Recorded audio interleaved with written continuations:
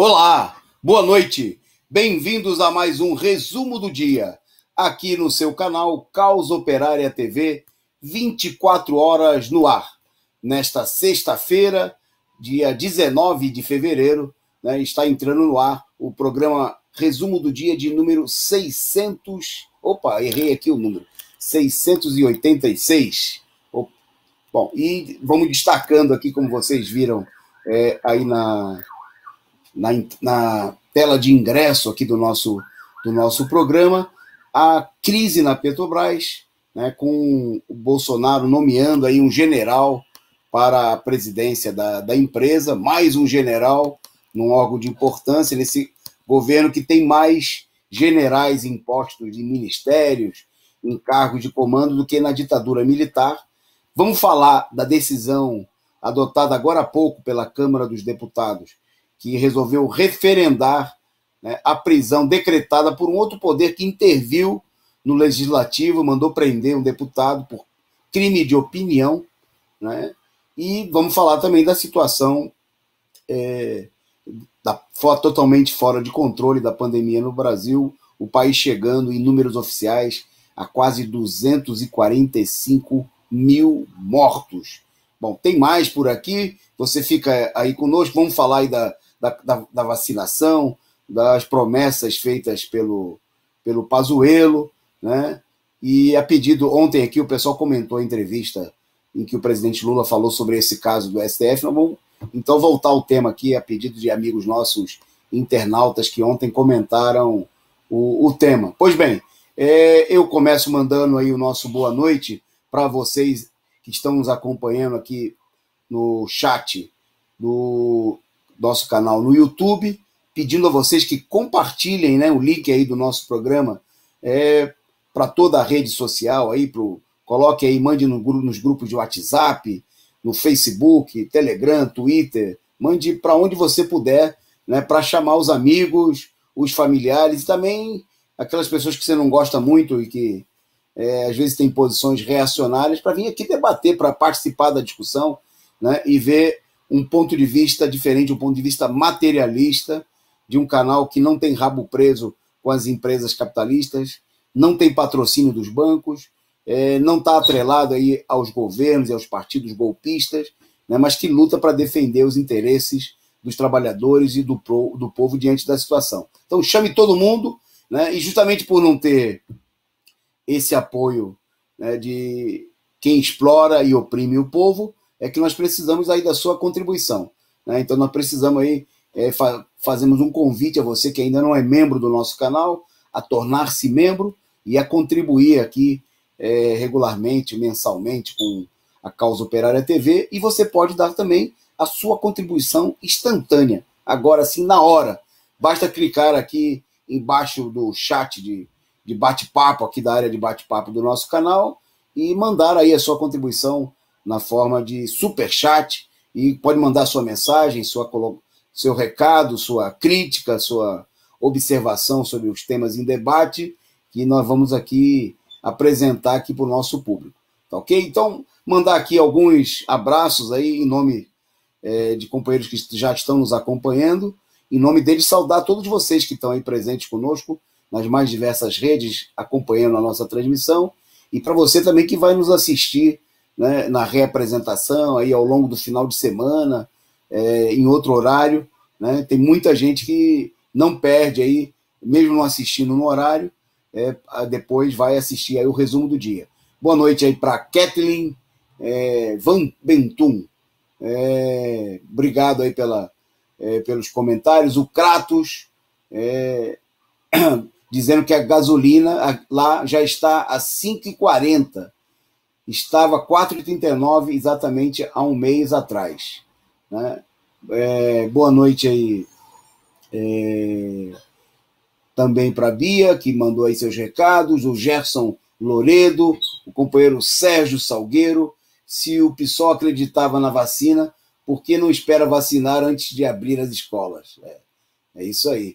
O Sérgio comentando, nós tivemos agora há pouco, muita gente que estava aqui, e o companheiro Sérgio um deles, assistiu aí ao importantíssimo programa que nós fizemos hoje aí, Comando de Greve, comentando a posição do PSOL, né, o partido que se auto-intitula radical, que defendeu a proposta do Dória na Assembleia dos Professores de acabar com a greve, né, e aceitar aí a política genocida do governo de matar trabalhadores da educação, estudantes, familiares, contaminando-os nas escolas públicas, né? Então, muita gente assistiu o programa aí. Se você não assistiu, está chegando agora, depois vai lá, vai aqui no arquivo do nosso canal e veja lá, Comando de Greve, né, o programa de hoje falando aí da posição para lá de reacionária, pelega, né, assumida pelo PSOL e os seus consociados, aí, o PSTU e vários grupos aí, a maioria dos quais estão na diretoria da POSP há mais de 20 anos, né, mas eles ainda dizem que eles são oposição. Bom, boa noite aí para o Rob Silva, para o Carlos Santos, para o companheiro Rob Silva, que mandou aí o seu superchat, muito obrigado, disse aí, vamos lá. É isso aí, companheiro, vamos lá, vamos à luta.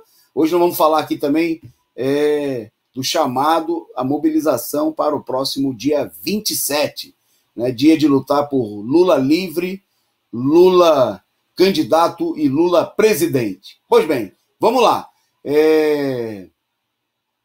Vamos então para a nossa pauta, né? Nosso tempo está curto aí, porque a gente comeu um pedaço do programa com o programa Comando de Greve, mas você não pede, assista lá depois. Bom, vamos destacar aqui, então, vamos começar destacando a crise da Petrobras, né? O Bolsonaro anunciou agora à tarde a indicação do general Joaquim Silva e Luna para assumir a presidência da Petrobras, né? A decisão aconteceu depois de críticas que foram feitas pelo presidente ao longo dessa semana à política de preço da estatal.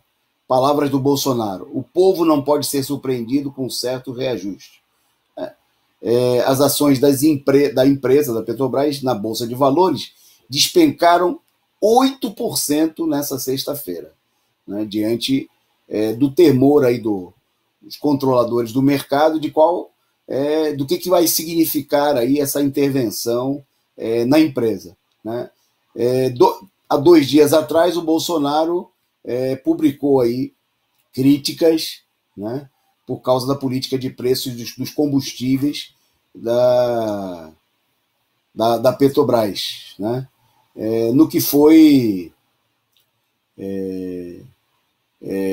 fazendo críticas aí ao atual presidente, o senhor Roberto Castelo Branco, né? Disse o Bolsonaro, na declaração emitida hoje: o governo decidiu indicar o senhor Joaquim Silva e Luna, o general, para cumprir uma nova missão, como conselheiro de administração e presidente da Petrobras, após o encerramento do ciclo superior a 2 anos do atual presidente, senhor Roberto Castelo Branco, né, que foi nomeado lá no final de 2018 para um mandato de 2 anos, a partir de março de 2019. Né? Na próxima segunda-feira já estava marcada uma reunião do Conselho de Administração da Petrobras, que é formada aí, eu tenho dúvida do total, mas se eu não me engano são 11 membros, né, 11 conselheiros, mas desses aí 7 são indicados pelo governo, que tem o capital majoritário, capital votante da empresa, né, nas decisões do Conselho Administrativo. Hoje a Petrobras, né, desde a época do governo FHC, tem a maioria das suas ações, mais de 70%, nas mãos de grupos privados, mais as ações que detêm direito a voto, né, as ações preferenciais que têm direito a voto, a maioria dessas ações ainda se encontram na mão do governo. Bom, então, dos 11 membros do Conselho, 7 são indicados pelo governo, um representante é indicado aí pelos sindicatos dos trabalhadores, né?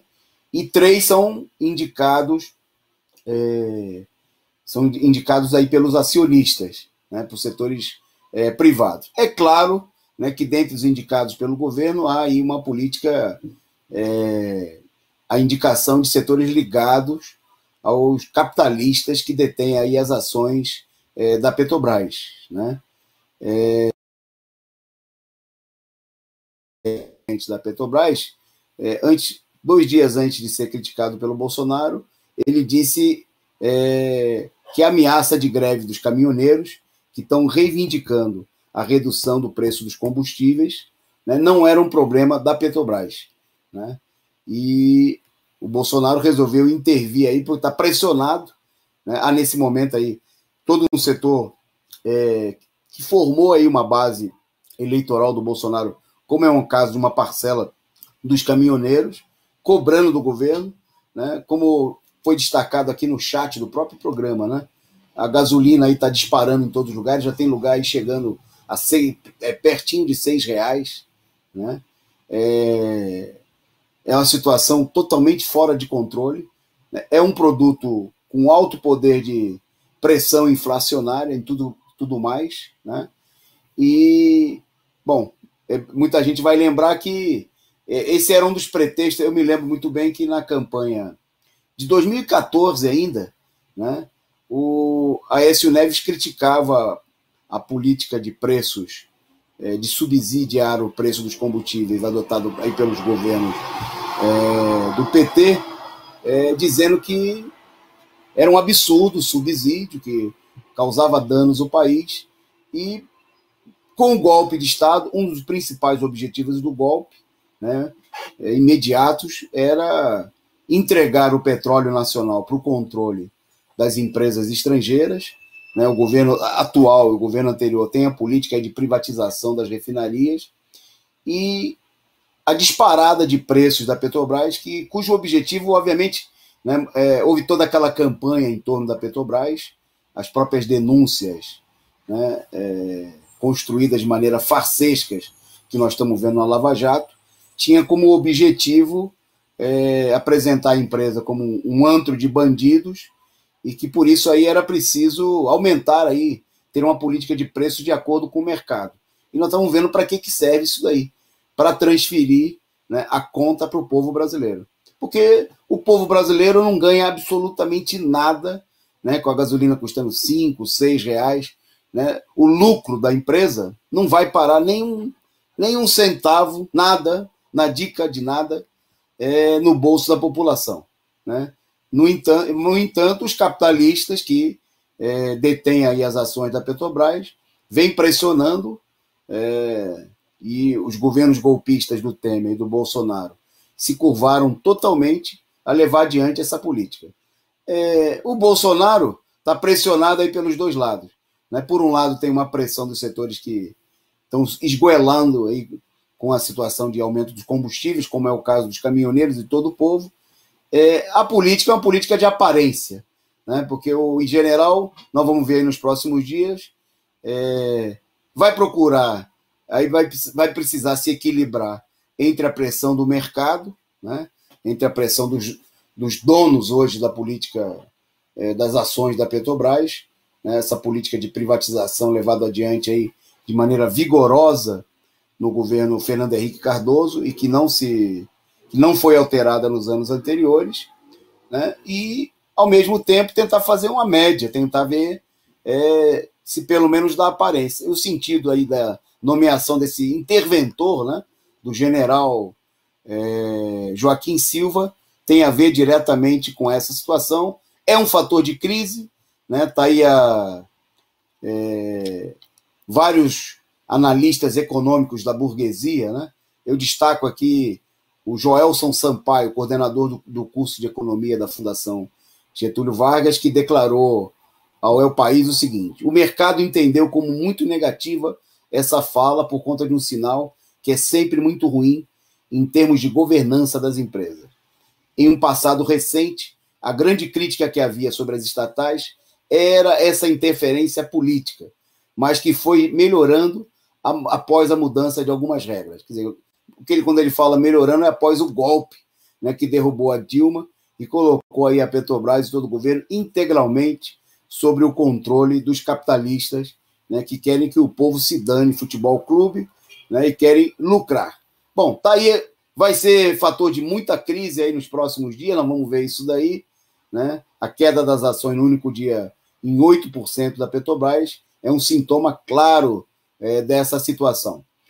Antes de seguir aqui na nossa pauta, agradecer ao Tommy Liverga, que mandou aqui seu superchat e mandou uma mensagem. Né? Lembro do Antônio Carlos cercado de coxinhas marombados numa manifestação daquelas de 2013. Os reaças queriam obrigá-lo a baixar as bandeiras do PCO. Sem êxito, toda admiração. Obrigado, companheiro Tommy, pela lembrança e pela contribuição aqui com o nosso canal, com a nossa luta. Né? Agradecer também a Maria Ângela Abdushi, querida companheira, que mandou aqui também a sua figurinha super simpática, agradecendo aqui, nós que agradecemos aí pela sua participação e pela sua contribuição. E tem mais superchat aqui do companheiro Carlos Santos, né, dizendo aqui o seguinte: hoje o bolsonarismo ajoelhou. Né? A declaração do Fernando Haddad no dia em que Bozo nomeou mais um milico, devia estar de joelhos quando assinou a nomeação. Tá aí.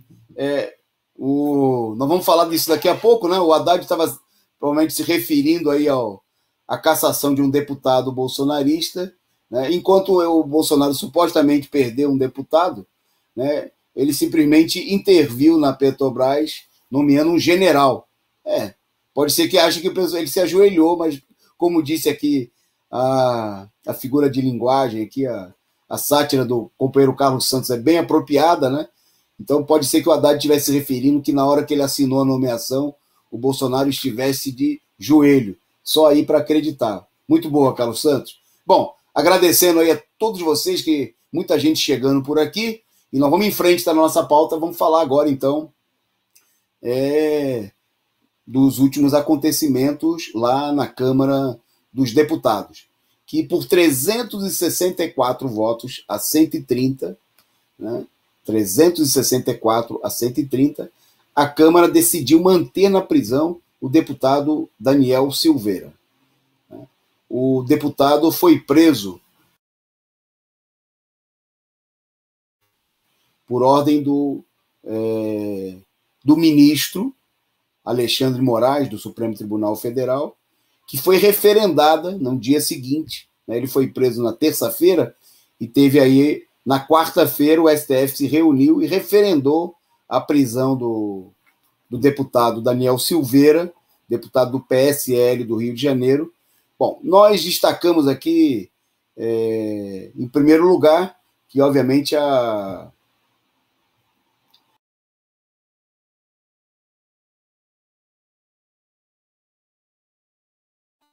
do atual regime político.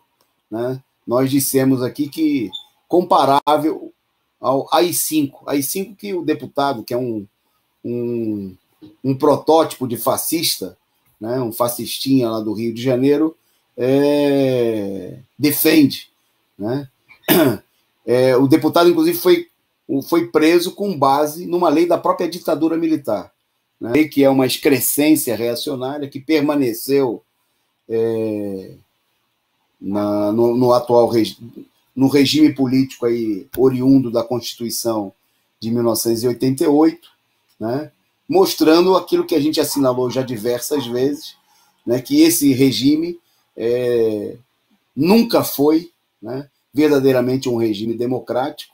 Né, toda aquela conversa fiada do Ulisses Guimarães e a Constituinte Cidadã, né, nada mais foi do que uma farofada para encobrir que os aspectos essenciais do antigo regime político estavam mantidos. Né? A gente poderia citar aí inúmeros desses aspectos. Um dos aspectos é a possibilidade dos militares intervirem legalmente ou a pretexto de cumprirem a lei na situação política. Um outro aspecto ditatorial do antigo regime político que foi mantido é a existência do próprio Supremo Tribunal Federal, né, uma instituição sem nenhum controle popular, né, um dos três poderes, quer dizer, equiparado aí aos poderes da República, que são oriundos de mandato popular. Ainda que com todas as limitações, né, desse processo eleitoral, muitas vezes fraudulento, como esse que deu origem ao governo ilegítimo do Bolsonaro, mas nós temos aí um poder que seria equiparado aos outros poderes que foram eleitos pelo povo, num regime que supostamente seria uma democracia, ou seja, do poder popular, né, do poder do povo através do voto, tem um dos três poderes da República que não tem nenhum controle. Não só os membros não são eleitos, como não há qualquer poder da população sobre esse poder. É como se a gente coexistisse, né, um poder imperial, portanto, como uma monarquia, um império, que coexiste ao lado de um parlamento. Né? Quer dizer, uma reminiscência do passado, um poder imperial sem controle popular, ao lado de outros poderes com alguma origem popular através do voto. Né? É disso que se trata. Né? Quer dizer, quem diz que isso aí é uma democracia está longe de entender, né, o que seria, não do ponto de vista, nós não estamos falando aqui de um regime socialista, revolucionário, um regime democrático da própria democracia burguesa, né, onde não pode haver uma equiparação entre um poder que emana do povo, né, e entre um poder que não emana absolutamente, que não tem nenhum controle popular sobre ele. Bom, pois bem, então esse aí é mais uma excrescência do regime anterior. Bom, outra excrescência é a própria Lei de Segurança Nacional, né, que foi aí avocada pelos ministros do STF para mandar prender o deputado. Né? Qual foi o crime do deputado? Manifestar a sua opinião. Né? Uma opinião que, em geral, a opinião desse deputado, como de todos os fascistas e bolsonaristas, é uma opinião esdrúxula, reacionária, né? Totalmente oposta aos interesses da população, né? Em geral, não estou falando na fala específica, mas que ele, como deputado eleito, não só tem o direito de manifestar, como teria o dever de fazê-lo, porque ele foi eleito para defender as suas opiniões supostamente com as quais ele pediu o voto popular. Teve aí 31 mil votos o deputado. Né? Bom, então esse é um primeiro aspecto importante. Em segundo lugar, é importante, por exemplo, declarações como essa do Haddad, de que o bolsonarismo ficou de joelho, etc. e tal. Isso aí visa acobertar que, na realidade, quem ficou de joelho foi o Congresso Nacional hoje. Né? E foi com ele, incluindo no Congresso Nacional, na Câmara dos Deputados, no caso, que votou a medida, toda a esquerda que não só fez campanha para aceitar a prisão, votou pela prisão, como fez campanha também a favor da cassação do mandato do deputado por ele expressar as suas ideias reacionárias. Quer dizer, a esquerda, com essa medida, se coloca a favor de uma ditadura, a ditadura do STF. No Brasil, aceitando-se esse tipo de procedimento, só pode falar aquilo que o STF concorda. Por exemplo, nós não concordamos nem com a existência do STF. Né? Nós achamos que é um poder tão discricionário que tem que ser extinto. Né? Nós defendemos a eleição com a revogação dos mandatos de todos os juízes, procuradores, tem que ter controle popular. Né? Então, o STF pode não gostar da nossa proposta e resolver caçar, como já tentaram, né, caçar até o registro, né, do Partido da Causa Operária. Então, amanhã, se a esquerda, um deputado, né, defendendo aí, por exemplo, o Lula, né, fizer lá um discurso atacando os militares, ou o STF, pela atitude de capacho, STF que está falando grosso aí, está arrotando, né, diante de um deputado do Rio de Janeiro, que é aí um cara que era cobrador de ônibus, depois foi policial militar, né? E aí o pessoal atacou o cara aí, que ele, digamos aí, extrapolou, ficou isolado, no momento em que o bolsonarismo está acuado, né, em certa medida, o pessoal foi para cima. Agora, essa esquerda, o Haddad e todos esses caras que falam isso daí, que o bolsonarismo está de joelho, ninguém falou, ó, fizeram boca fechada diante do fato de que o general Vilas Boas ameaçou o STF. E não é que nem o deputado só falou que ele é um falastrão. Né? O general ameaçou de posse do comando do Exército Brasileiro, né? De posse de um poder que deveria se submeter à Constituição, né? E não ameaçar o país, ele ameaçou os ministros do STF. Ninguém, eu não me lembro de nenhum desses esquerdistas aí ter defendido a prisão do general. Eu não lembro do Haddad ter feito isso daí. Não lembro nem do ministro do STF, né, eles sequer nem protestaram à época. Agora que o Vilas Boas já está na reserva, que ele confessou publicamente que a justiça está muito desmoralizada pelo que aconteceu com o Moro, eles deram uma reclamadazinha. Por que não mandaram prender o Vilas Boas e todo o comando militar por ter ameaçado o STF? Cadê os valentões? Eles foram lá, pegaram, né, escolheram aí um peixe pequeno, né, para agir em cima, e a esquerda, sem entender minimamente, né, o que acontece, né, sem ter pedido, perdeu, está que nem cachorro que caiu do caminhão de mudança, né, está aí apoiando a política da direita. Que a direita faça isso, num certo sentido, é natural, né? A direita quer reforçar esse poder autoritário do STF, porque o STF, veja só, toda vez que vai ter uma atitude bem reacionária, eles vão lá e fazem alguma coisa com um cara mais fraco, né? Foi assim, por exemplo, com o Cunha. Mandaram prender o Cunha, e depois deram um golpe de prender o Lula e evitar, né, que o candidato que o povo queria eleger participasse das eleições e fosse eleito presidente da República. Então, nós estamos diante de um golpe, é o mesmo sentido, né? O golpe aí contra o policialzinho do Rio de Janeiro, o PM metido a besta, né?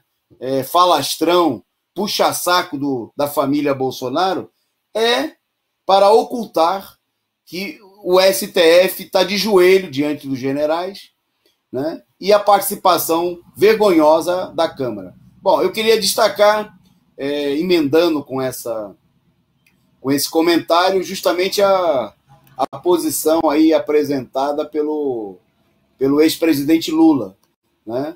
O Lula disse que cabia à Câmara e não ao STF definir a decisão, a posição sobre o deputado, né? Ele, em entrevista ontem ao UOL, né, nós não comentamos ontem, eu não tinha tido acesso antes do programa, mas teve gente aqui no nosso chat comentando. Eu hoje fui ver, amanhã tem matéria no Diário Causa Operária sobre isso.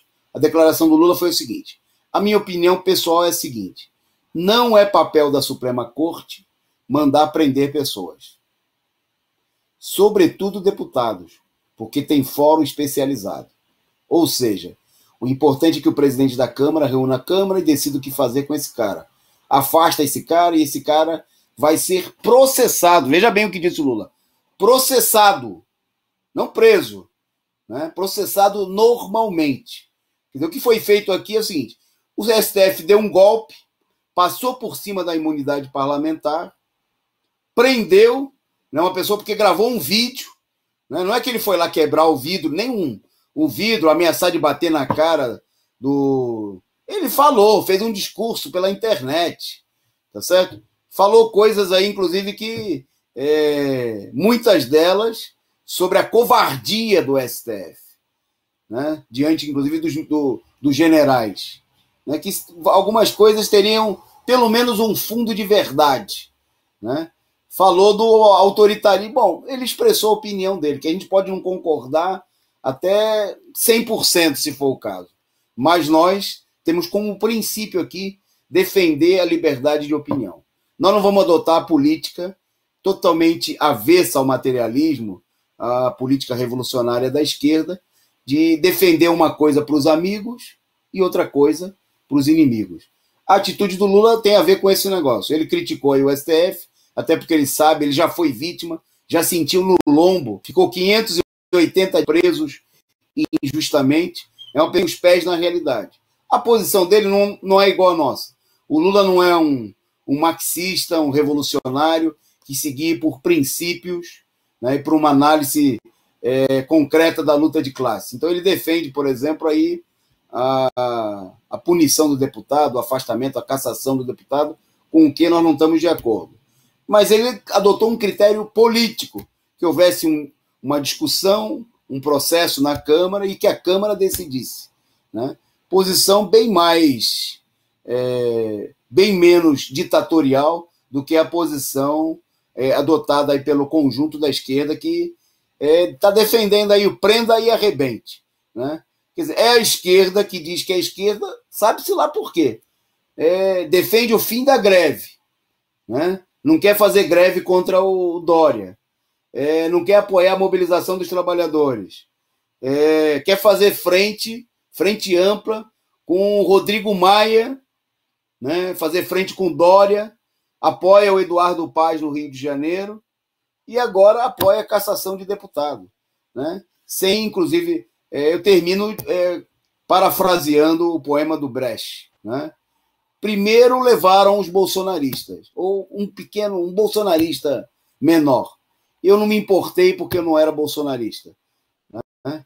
Mas depois a esquerda esquece, né? Deixa de lado que na lista da direita não está só não está aí apenas os bolsonaristas mais fracos, né? Não está apenas os caras da extrema direita. Na lista da esquerda está o ex-presidente Lula manter a cassação dos seus direitos políticos e está a perseguição a toda a esquerda que não compactue com o regime político.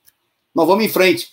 Mais sobre esse tema e com muita ênfase amanhã, né, na nossa análise política da semana, o principal programa aqui do nosso canal, apresentado pelo companheiro Rui Costa Pimenta. Bom, destacando agora que nós já estamos aí nos minutos, o programa hoje passou muito rápido, né? Temos mais 10 minutinhos aqui, destacando a situação da Covid. O Brasil registrou aí, oficialmente 1.345 mortes pela Covid no dia de hoje. Tem um quadrinho aí com o dado dos resumos dessa data, né, que a produção vai colocar para a gente. Foram 1.345 infectados e praticamente mortos, desculpe, e praticamente o país bateu aí, né, a essa altura, infelizmente, nós já passou mais de 1 hora da divulgação desses dados, então nós já superamos aí a casa de 245 mil mortos, né? Em número de casos, 53.049, né? Nós já estamos quase aí na casa dos 10 milhões e 100 mil infectados. Bom, e o outro dado que tem aí para a gente, um outro mapinha, é o resultado, a famosa campanha de vacinação que começou aí há um mês atrás, né? Tá aí o resultado da farsa, né? Se você vê nos sites da imprensa capitalista, vê nos anúncios da televisão golpista, eles falam, já são quase 6 milhões de vacinados, né? É campanha, né? Isso aí na realidade corresponde a 2,7% da população brasileira que receberam, né, uma dose. Os que receberam 2 doses são menos de 0,3%. Né? É 10% desse valor, desse percentual irrisório, né? Mostrando que segue a farsa da campanha, da campanha que não chega a ser uma campanha, né? Da vacinação, que é um teatro, né? É uma amostra grátis do que seria uma campanha de vacinação, né? Uma campanha de vacinação, por exemplo, teve países aí que fizeram campanha para testar. E olha que o teste é mais complicado, não é só ir lá e apertar aí uma seringa, né, no braço de uma pessoa, né? Eu sou diabético, por exemplo, tomo uma seringada todo dia, né? Não é esse ato tão simples, não. O teste precisa ir lá, colher a amostra e depois produzir um resultado. Teve países aí que já testaram no único final de semana 4 milhões e 700 mil pessoas em 2 dias, vai, né? No Brasil, para vacinar, né, nós estamos aí há um mês para conseguir vacinar com uma dose apenas 5 milhões e 756 mil pessoas. É uma fraude, né? Vacinas continuam faltando em todo o país, e hoje o Pazuello prometeu, de novo, né? Ele não é político de origem, né? Agora é um político, né? Ministro, está no Ministério da Saúde, mas o general disse que vai aplicar nova leva sem reservar estoque para a segunda dose. Se preparem, né? Veja, porque até agora, supostamente, a vacinação vem sendo feita reservando né, a segunda dose para ser aplicada. Isso aí em alguns lugares já deu confusão, porque o pessoal já perdeu vacina por falha na refrigeração das vacinas, né? Teve vacina desviada, etc. E tal. Agora, né, para aumentar a farsa da campanha, o Ministério disse que vai levar aí adiante uma política de liberar a vacinação sem reservar estoque para uma segunda dose, né? Segundo ele, é porque há garantias de produção de novas doses em prazo mais curto, né? Vocês se lembram que o general ele foi empossado aí no cargo, dizendo que ele era especialista em logística, né? Era o cara que ia organizar todo esse processo. Bom, até agora a gente só viu desordem, a gente só viu bagunça, né? É um exemplo de desorganização total, né? Teve falha desde o envio, né? Desde da etapa anterior de encomenda das vacinas, né? Tudo está atrasado aí por conta dessa política e, obviamente, porque o objetivo nunca foi que funcionasse, nem da parte do governo negacionista e menos ainda dos científicos, né, que estão avacalhando. Em São Paulo tem várias cidades paralisando também a vacinação, como acontece em várias capitais brasileiras. Bom, agradecer aqui o superchat. Opa, hoje veio aí com uma coisa mais doce, final de semana, a Carla mandou para a gente um sorvete. Muito obrigado e eu vou degustá-lo, né? Eu acho que também é um sorvete de vinho, pela cor, né? E eu vou degustá-lo aqui depois, nessa sexta-feira à noite. Muito obrigado, companheira Carla, pela lembrança e pela contribuição, que é muito importante para nós aqui. A contribuição de todos vocês. Então, vocês aí sigam o bom exemplo da Carla, da companheira Maria Ângela, do Para Que Postar, só tendo o Face, que mandou também aí a sua contribuição, o Carlos Santos, né, a Maria Ângela Abducci, o Tomi Lee Vargas, todos vocês que contribuíram aí, e nós precisamos muito. O Fernando LPR entrou por aqui também, mandando a sua contribuição. Que desmoralização, diz ele. Ver a esquerda que a ultradireita adora. Depois de tudo que passou, aderir com o STF, com tudo. Exatamente. Bem lembrado aí pelo Fernando, né? No momento do golpe, tinha a declaração, ele usou aí, parafraseou o senador Romero Jucá, né? A época presidente do MDB, que disse com o Supremo com tudo, né? Se referindo aí ao golpe, está aí a esquerda agora adotando como lema, né, com o STF, com tudo, todo o poder, né? Eles deixaram de lado todo o poder aos trabalhadores, agora é todo o poder ao STF, né? Ao setor dos mais reacionários do país, né? O Sérgio Salgueiro, hoje é dia de piadas aqui no nosso canal, né? E o Sérgio está lembrando que a logística do general é que ele tinha uma loja. Deve ser isso aí, uma loja, e a loja devia ser de compra de alimentos, né? Lembrando aí que o Ministério da Defesa e o Exército aí, com toda essa logística, comprou aí picanha, toneladas de picanha a R$85 o quilo, bacalhau, 140 toneladas de bacalhau a R$150 e por aí vai, né? Essa aí é a ordem, é a capacidade, né, de direção dos homens que vieram para combater a corrupção. Bom, para a gente ir encerrando, destacar aqui os números da Covid também no mundo, porque a situação,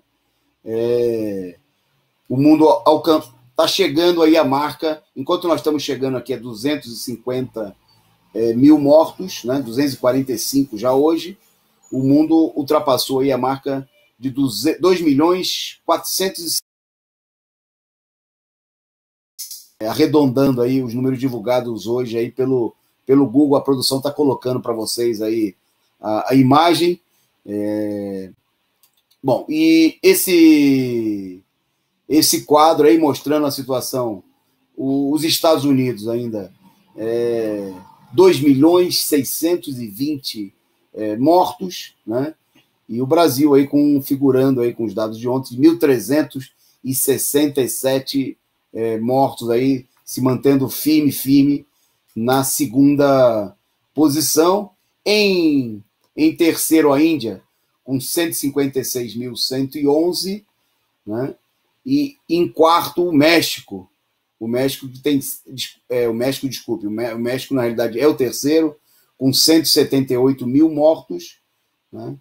E em quinto, aí sim, aparece o Reino Unido, chegando aí quase em 120 mil mortos, 119.387 os dados do Google do dia de hoje. Bom, a situação é bom lembrar aí que tem países, inclusive, com uma alta taxa de vacinação, como é o Reino Unido, mas onde a pandemia não cessa, né? Um dos motivos, muito claro, além da vacinação ainda ser insuficiente para conter a pandemia, nós temos também a presença das novas cepas ameaçando todo mundo e diante das quais as vacinas não têm ainda eficácia comprovada ou já se mostraram aí ineficazes, né? Então, bom, segue a crise, nós vamos ficando por aqui, porque já deu a nossa hora. Queria convidar todos vocês para amanhã não perderem aí o imperdível, né, programa Análise Política da Semana, com o companheiro Rui Costa Pimenta, a partir das 11h30 aqui no nosso canal Causa Operária TV.